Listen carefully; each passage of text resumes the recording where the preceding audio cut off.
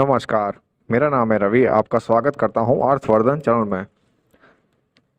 मार्च का महीना चल रहा है और आप टैक्स प्लानिंग के बारे में सोच रहे होंगे। इसी के लिए मैं आपके लिए एक शानदार प्लान लेके आया हूं जो टैक्स प्लानिंग में आपको हेल्प करने वाला है। ये फंड है क्वांट टैक्स प्लान, जो क्रिसिल के द्वारा 5 स्टार रेटेड है और इस फंड ने 10 साल में अराउंड 450% तक का रिटर्न दिया है। क्वांट टैक्स प्लान का हम launch date, asset allocation, fund type, fund performance, top holdings, investment options, expense ratio और क्या ये फंड आपके लिए सूटेबल है कि नहीं, उसके बारे में हम बात करेंगे। टैक्स सेवर फंड और ईएलएसएस फंड क्या है वो हम समझते हैं। आप इन्वेस्टमेंट करके भी टैक्स सेविंग कर सकते हैं। इस फंड में इन्वेस्टमेंट के through Indian income tax act के सेक्शन 80C के अंडर आप टैक्स बेनिफिट पा सकते हैं। टैक्स सेविंग फंड में इन्वेस्टमेंट करने से पहले आपको कुछ बातों को ध्यान में देना चाहिए। जैसे कि टैक्स सेवर प्लान अलग अलग नाम से सेल होते हैं, जैसे कि long term equity fund, ELSS fund. ELSS का मतलब है equity link saving schemes, tax saver fund और टैक्स प्लान। इन टैक्स सेवर फंड में इन्वेस्टमेंट करने के बाद आपका इन्वेस्टेड अमाउंट 3 साल के लिए लॉक हो जाता है। मतलब आप अपने पैसों को विद इन 3 ईयर्स विड्रॉ नहीं कर पाओगे। इस फंड में इन्वेस्टमेंट करने से आपको 46,800 रुपीज़ का टैक्स सेविंग मिलता है, जबकि आप 1,50,000 तक का टैक्स रिबेट पा सकते हो पर ईयर। अगर क्वांट टैक्स प्लान की बात करें तो ये फंड 1 अप्रैल 2000 को लॉन्च हुआ था। इस फंड का साइज है 855 करोड़ का, जो कि बहुत ही छोटा है। ये एक एक्टिव फंड है। इस फंड का एग्जिट लोड है 0% और इसमें लॉक इन पीरियड है 3 साल का। इस फंड का बेंचमार्क है निफ्टी 500 TRI। अगर इस फंड के एक्सपेंस रेशियो की बात करें तो डायरेक्ट मोड में 0.5% का एक्सपेंस रेशियो है, जबकि रेगुलर मोड में 2.62% का एक्सपेंस रेशियो है। इस फंड ने अल्फा जनरेट किया है 15.59% का, जो कि बहुत ही शानदार है।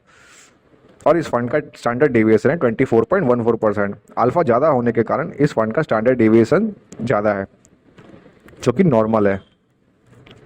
अगर इस फंड के एसेट एलोकेशन की बात करें तो लार्ज कैप में 65%, मिड कैप में 23% और स्मॉल कैप में 12% का एसेट एलोकेशन किया गया है। ये एक ओपन एंडेड फंड है, लेकिन आपको इस फंड में इन्वेस्टमेंट करने के टाइम ये याद रखना है कि आप एक बार इन्वेस्टमेंट करने के बाद 3 साल तक अपने पैसों को विड्रॉ नहीं कर सकते, लेकिन 3 साल के बाद आप अपने पैसों को कभी भी विड्रॉ कर सकते हैं। अगर आप टैक्स सेवर प्लान का लॉक इन पीरियड किस तरीके से काम करता है उसके बारे में जानना चाहते हो और उसकी पूरी इन्फॉर्मेशन लेना चाहते हो तो कमेंट में यस लिख दो। मैं नेक्स्ट वीडियो इसी टॉपिक के ऊपर बना दूंगा। अगर इस फंड के परफॉर्मेंस की बात करें तो इस फंड ने 1 साल में 41.31% तक का रिटर्न दिया है, 3 साल में 35.25%, 5 साल में 24.14% और जब से ये फंड लॉन्च हुआ है तब से इस फंड ने 21.33% तक का रिटर्न दिया है। ये सारे फिगर्स CAGR में है। अगर हम लमसम इन्वेस्टमेंट की बात करें तो आपने 1 साल पहले 1 लाख रुपए इन्वेस्ट किया होता तो आज उसका वैल्यू होता 1.41 lakh rupees.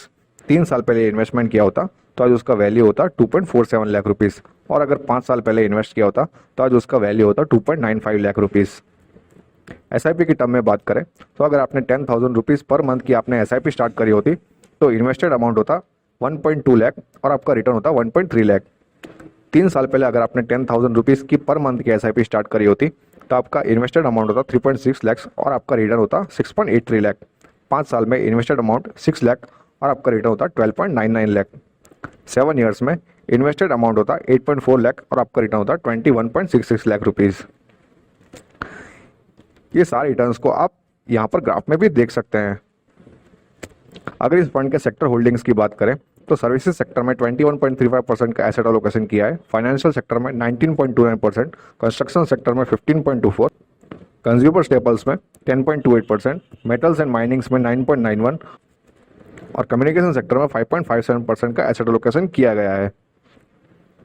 Quant tax plan के टॉप 10 होल्डिंग्स की बात करें तो वेदांता में 8.4%, ITC में 7.67%, स्टेट बैंक ऑफ इंडिया में 7.61%, लार्सन एंड टोब्रो में 7.06%, अदानी एंटरप्राइज में 6.45%, ICICI बैंक में 6.24%, अदानी पोर्ट्स एंड SEZ में 6.17%, HFCL में 3.34%, IRB इंफ्रास्ट्रक्चर एंड डेवलपमेंट में 2.83%, यूनाइटेड स्पिरिट्स में 2.62% का एसेट एलोकेशन किया गया है। मिनिमम इन्वेस्टमेंट की बात करें तो SIP में 500 रुपीज़ पर मंथ से आप अपने SIP स्टार्ट कर सकते हैं, जबकि लमसम में 500 रुपीज़ से आप अपना इन्वेस्टमेंट स्टार्ट कर सकते हैं। इस फंड के मैनेजर है अंकित पांडे, जिनको 10 साल से भी ज़्यादा का एक्सपीरियंस है। क्वांट म्यूचुअल फंड को ज्वाइन करने से पहले वे इन्फोसिस फाइनेकल के साथ में काम कर चुके हैं। इन्होंने अपना करियर 2011 में एज ए रिसर्च एनालिस्ट के तौर पर शुरू किया था। अगर इनके एजुकेशन क्वालिफिकेशन की बात करें तो इन्होंने अपना CFA और MBA कंप्लीट किया हुआ है। अब मेरा क्या मानना है इस फंड के बारे में वो मैं आपको बताता हूँ। क्योंकि ये एक टैक्स सेवर प्लान होने के कारण आप इस फंड में इन्वेस्टमेंट करने के बाद अपने टैक्स को सेव कर पाओगे। इस फंड में इन्वेस्टमेंट करने से आप अपने पोर्टफोलियो को स्टेबल कर पाओगे, क्योंकि इस फंड में 3 साल का लॉक इन पीरियड रहता है। डिसिप्लिन इन्वेस्टर्स इस फंड में अपनी पोजीशन बना सकते हैं। जिनको लॉन्ग टर्म के लिए इन्वेस्टमेंट करना है उनके लिए भी ये फंड सही है, लेकिन अगर जिनको शॉर्ट टर्म के लिए इन्वेस्टमेंट करना है और जो रिटायर्ड पर्सन है उनको अलग फंड चूज करना चाहिए, क्योंकि इस फंड में 3 साल का लॉक इन पीरियड रहता है। होप ये वीडियो आपको पसंद आया होगा। अगर ये वीडियो आपको अच्छा लगा तो लाइक करो, शेयर करो और सब्सक्राइब करो। Thank you.